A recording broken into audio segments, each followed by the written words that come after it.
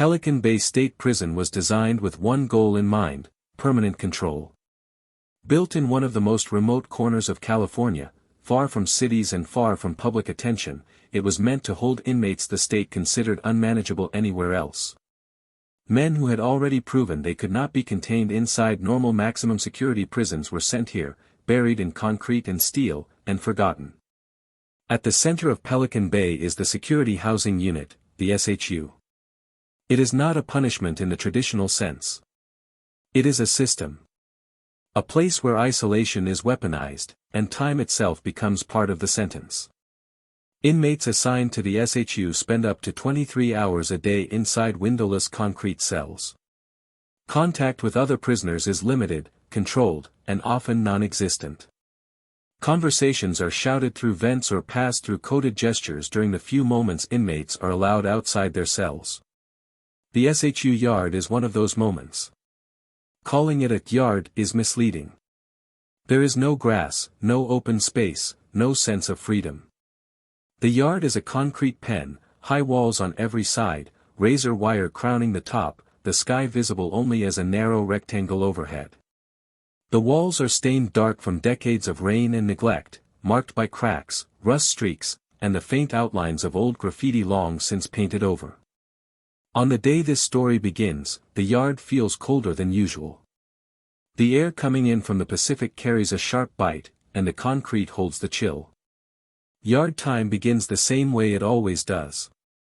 Steel doors slide open with a mechanical groan. Inmates are escorted out one by one, wrists cuffed behind their backs, movements tightly choreographed by correctional officers who have done this thousands of times before. The men who step into the yard are not young offenders or first-timers. Most have spent decades inside the prison system. Their bodies reflect it. Muscles hardened but worn down. Faces lined with age, stress, and institutionalization. Tattoos cover nearly every visible patch of skin, some professional, others crude and homemade, layered over each other as allegiances shifted and time passed. These tattoos are not decoration. They are history. Statements of loyalty, violence, and survival. Guards take their positions immediately. Elevated gun rails overlook the yard from behind reinforced fencing. Radios crackle quietly. Eyes never stop moving. In the SHU, officers are trained to look for subtle changes: posture, pacing, breathing. Fights rarely begin with shouting. They begin with silence. As cuffs are removed and inmates are allowed limited movement, the yard settles into a tense routine. Some inmates begin walking slow, deliberate circles along the perimeter, counting steps to pass the time. Others stretch stiff muscles that have been confined to concrete cells for nearly the entire day. A few stand perfectly still, backs to the wall, eyes scanning without appearing to look at anything at all. 2 inmates occupy the same section of the yard, separated from the others but close enough to feel each other's presence. One of them has been in Pelican Bay's SHU for years. He moves with an economy of motion that only comes from long-term incarceration. Nothing is wasted. Nothing is rushed. His shoulders are relaxed, but his awareness is constant. He knows exactly where the guards are standing. He knows the blind spots of the cameras. He knows how long yard time lasts down to the minute. The other inmate is newer to this level of confinement. Younger. Leaner. His body carries tension openly. His jaw stays clenched. His hands flex and release unconsciously. His eyes move too much, watching guards, walls, the other inmates.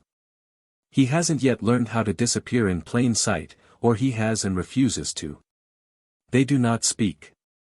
They do not look at each other directly. In the SHU, open confrontation is rare. Everything happens under layers of silence and implication. Orders are rarely given out loud. Expectations are understood long before anyone ever steps into the yard. Both men know why they are here today. The SHU is not free from gang politics.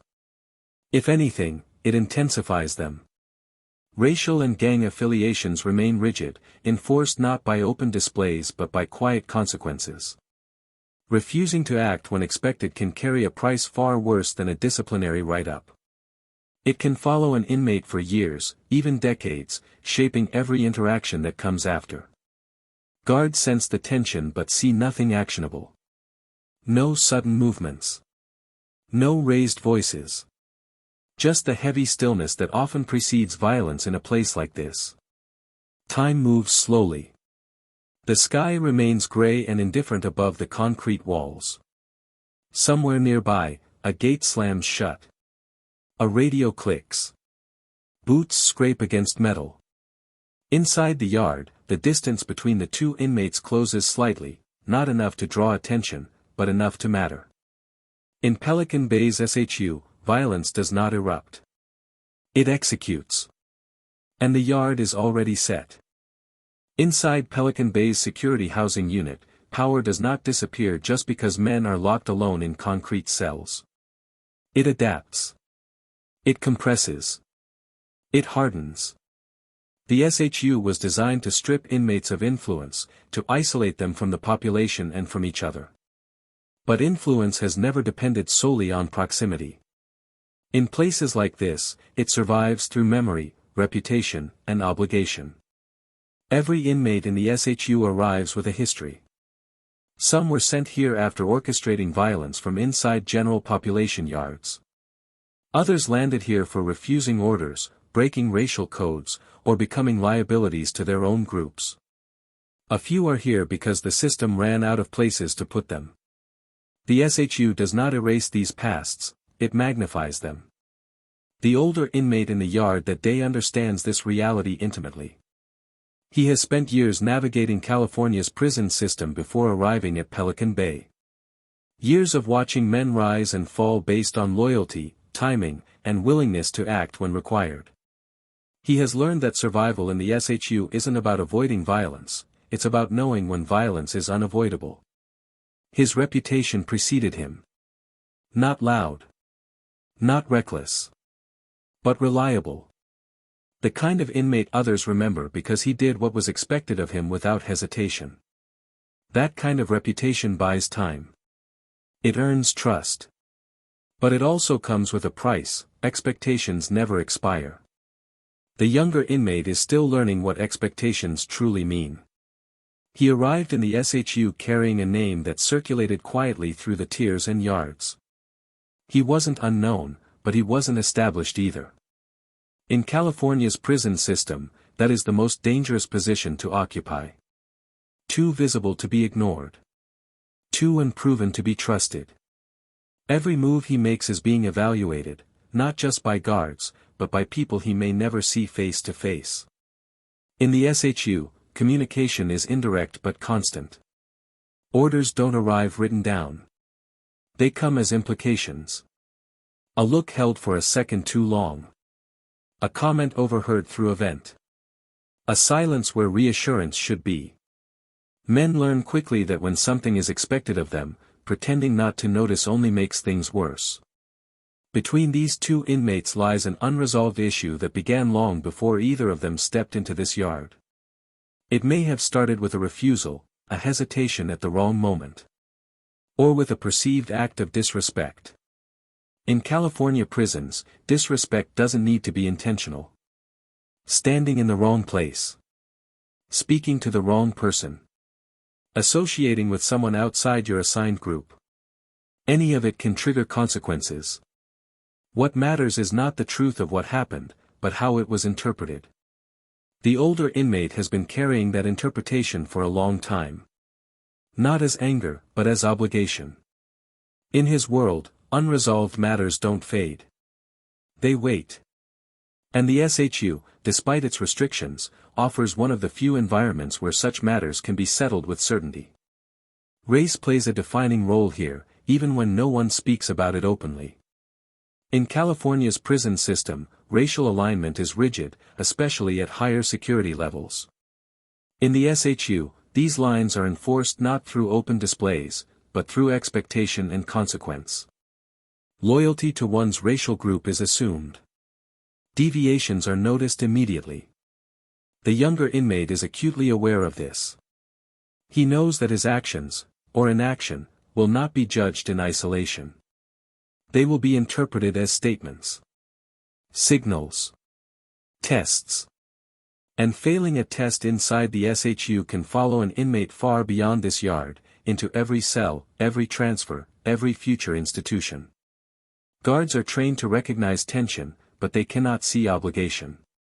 They watch posture, distance, eye movement. They document patterns. But the deeper dynamics remain invisible to official reports. Intelligence units gather fragments, intercepted notes, informants, overheard conversations, yet much of what drives violence never crosses into a form that can be intercepted.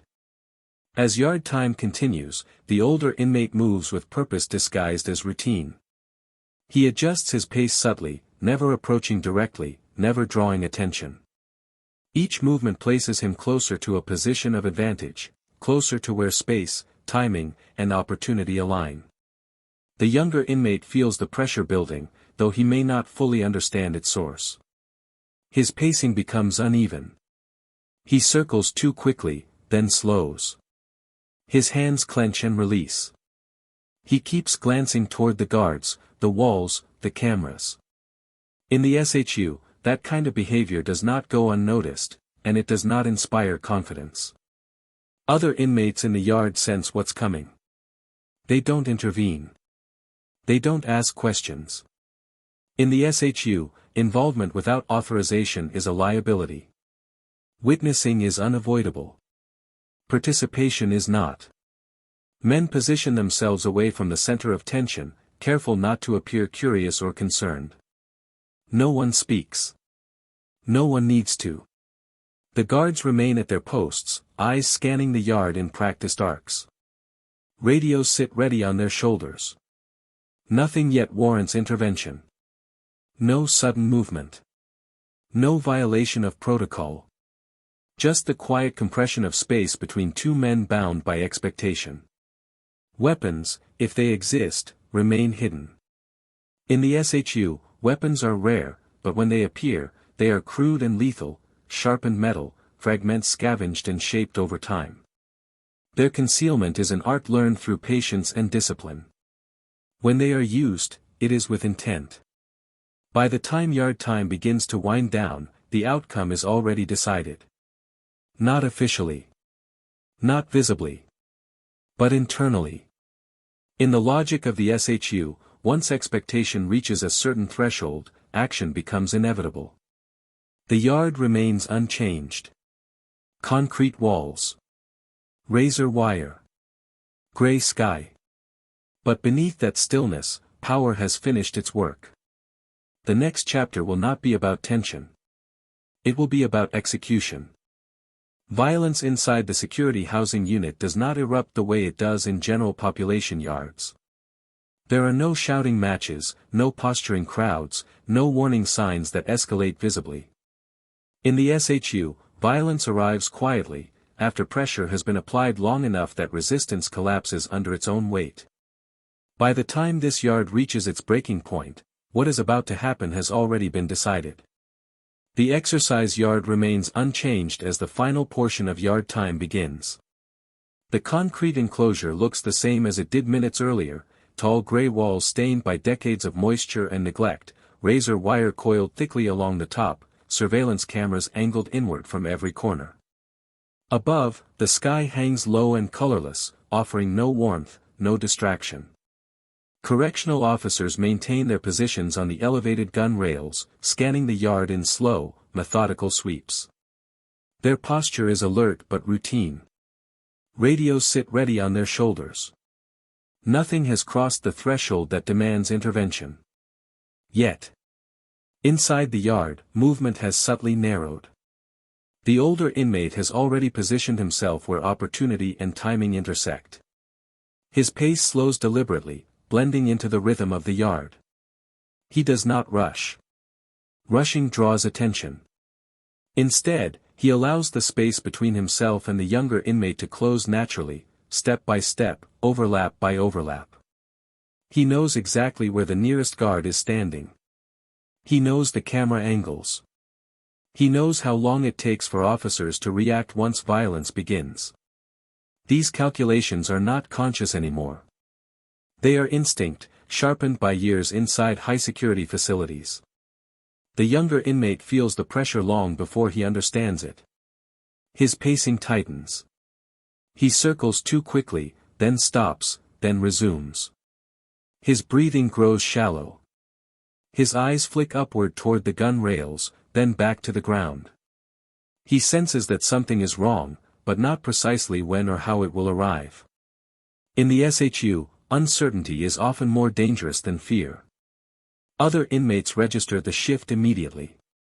They begin to reposition without being told. Some drift toward the walls. Others stop moving altogether, flattening themselves against concrete, eyes forward, hands visible. No one wants to be close. No one wants to appear curious. In this environment, curiosity can be mistaken for involvement. At roughly the midpoint of yard time, the paths of the two men intersect. From above, it appears incidental, two inmates crossing within the tight geometry of a controlled space. From the ground, it feels like gravity pulling them together. The distance between them closes to less than an arm's length. The older inmate does not look at him. Instead, he adjusts his stance slightly, angling his body so that his right side is shielded from the clearest lines of sight. His left shoulder remains open, his hands relaxed at his sides. Nothing about his posture signals aggression. Everything about it signals readiness. For a fraction of a second, time seems to compress. The yard holds its breath. The weapon appears with no flourish. A sharpened piece of metal, improvised, crude, lethal, slides into the older inmate's hand with smooth efficiency. It has been concealed carefully, carried patiently. Its existence has been planned for this exact moment. The first strike lands low and fast. The younger inmate does not cry out immediately. Pain registers a split second late, confusion flashing across his face as his body reacts before his mind does.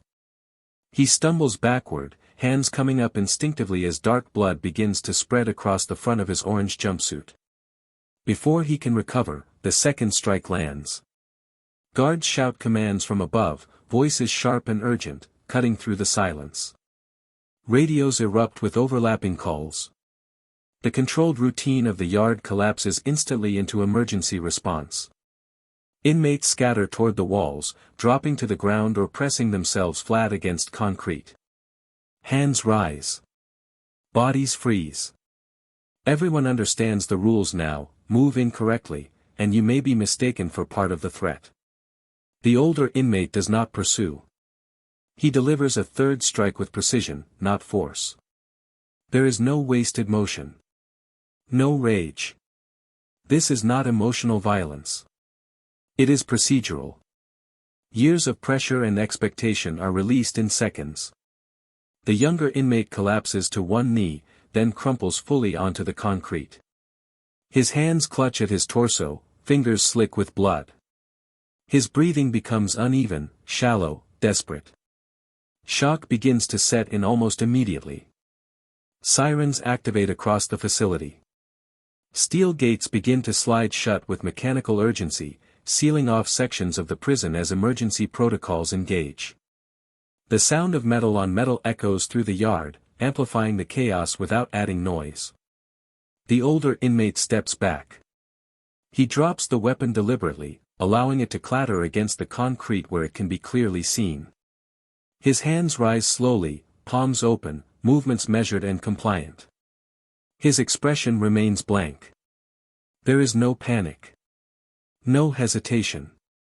He has done what was expected of him. Correctional officers flood the yard within moments, weapons trained downward, commands shouted repeatedly. Inmates are forced prone, spread out across the concrete, hands visible, heads down. Control is reasserted through overwhelming presence. The wounded inmate lies motionless now. Blood pools beneath him, spreading outward across the concrete in dark irregular shapes. His chest rises unevenly, each breath a visible effort.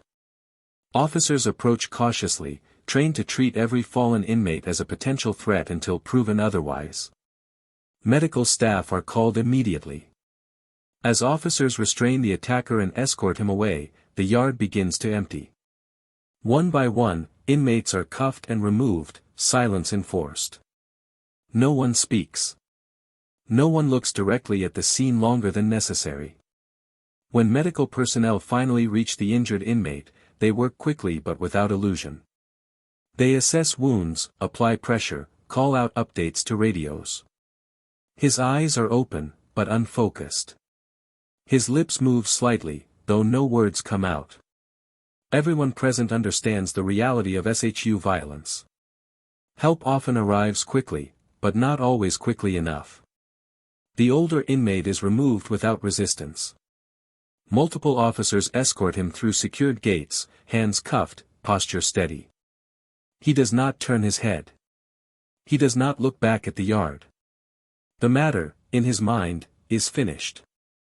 The yard itself is sealed off completely. Cameras continue recording. Officers secure the perimeter. Blood remains on the concrete, stark against the gray surface. It will be cleaned later.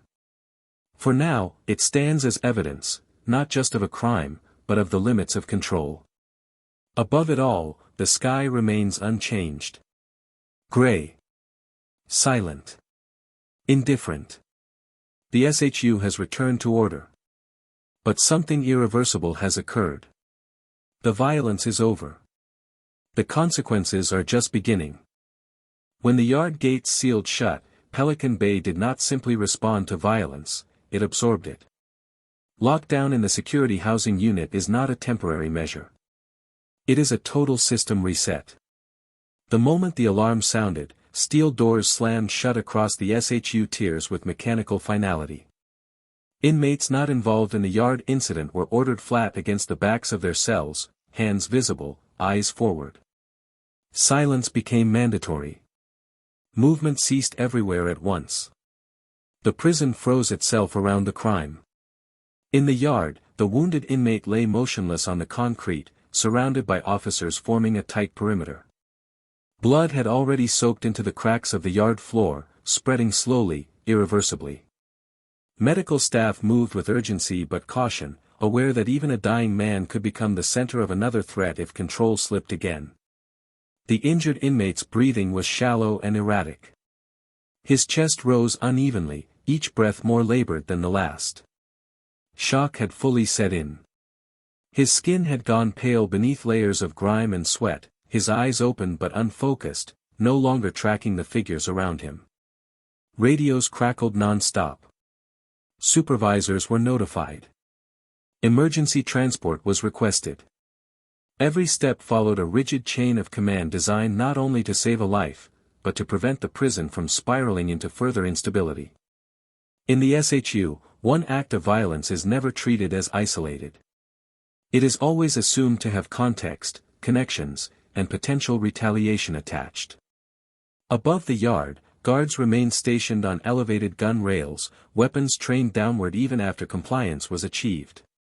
This posture would remain for hours. In places like Pelican Bay, trust is never restored immediately, it is rebuilt slowly, if at all. The attacker was already gone. Escorted through multiple secured gates by a team of officers, he moved without resistance. His hands were cuffed tightly behind his back, his posture controlled, his face unreadable. Compliance would be noted in official reports, but it would not soften what came next. Inside the SHU, the silence was heavy. Inmates locked in their cells listened carefully to the sounds of lockdown, boots moving quickly, radios issuing codes, gates slamming in sequence. These sounds told a story more clearly than any announcement ever could. Experienced inmates knew someone had been stabbed badly. They knew it had happened in the yard. And they knew consequences were coming. Fear in the SHU does not explode outward. It turns inward. Men replay what they didn't see but already understand. Who was involved? Which affiliations were implicated? Whether the violence settled a debt, or opened a new one. In a system governed by long memory, no act ends cleanly. Correctional officers moved methodically through post-incident protocol. Every inmate present in the yard was photographed, documented, and later questioned. Cells were searched thoroughly, mattresses cut open, clothing inspected, vents checked. Anything that could be altered into a weapon was confiscated. Even minor personal items were removed. After violence, the SHU tightens further, stripping inmates of whatever small control they had left. The yard itself became a crime scene. Investigators documented everything before cleanup began. Measurements were taken. Camera footage reviewed repeatedly, frame by frame. Angles analyzed. Timelines reconstructed. The footage would show movement, proximity, and action, but it would never capture the deeper forces that made the violence inevitable. Cameras record behavior. They do not record obligation. The injured inmate was eventually transported under heavy escort. Whether he survived beyond that point would not be immediately known to the men left behind. In prison, outcomes arrive later, through official notices, whispered confirmations, or sudden absences that speak louder than words. For the attacker, consequences were swift and permanent. He was placed into even deeper isolation, a level beyond the already extreme conditions of the SHU. Movement restricted further. Property reduced to the bare minimum. Contact eliminated almost entirely. Administrative segregation inside the SHU is designed not just to punish, but to erase presence. Criminal charges were almost certain. When violence inside a maximum security prison results in severe injury or death, the state treats it as a crime within a crime. Prosecutors review footage. Investigators build cases. Sentences are extended. Life terms become longer. Release dates, already distant, disappear completely. For the attacker, whatever future existed before the yard no longer mattered. But punishment does not stop with one man. In Pelican Bay, violence reshapes policy. Administrators review procedures. Yard schedules change. Group sizes are adjusted. Movement becomes more restricted. What was already minimal becomes smaller still. Inmates who had nothing to do with the stabbing feel its impact immediately. This is how the SHU enforces collective consequence. For correctional officers, the incident becomes part of institutional memory. Reports are written. Debriefings conducted. Questions asked by administrators far removed from the yard itself. Officers know the reality, no system is airtight. Control is always temporary. The SHU was built to contain the most dangerous inmates in the state. And yet, even here, violence found a way. As days pass, lockdown slowly eases, but never fully. The yard reopens eventually, scrubbed clean, blood erased from the concrete. But the memory remains. Men step back into the same enclosure knowing exactly what happened there, knowing the balance of power has shifted. Some feel relief. Some feel dread. All feel the weight of it. The SHU absorbs violence the way it always does, without ceremony, without closure.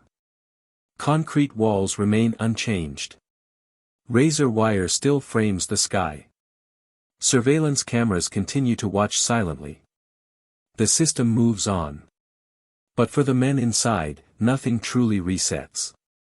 Because Pelican Bay's SHU is not just a place of confinement. It is a pressure chamber. A place where time, isolation, and expectation compress until violence becomes not an anomaly, but an outcome. And when it happens, it does not shock the institution. It confirms what it was built for.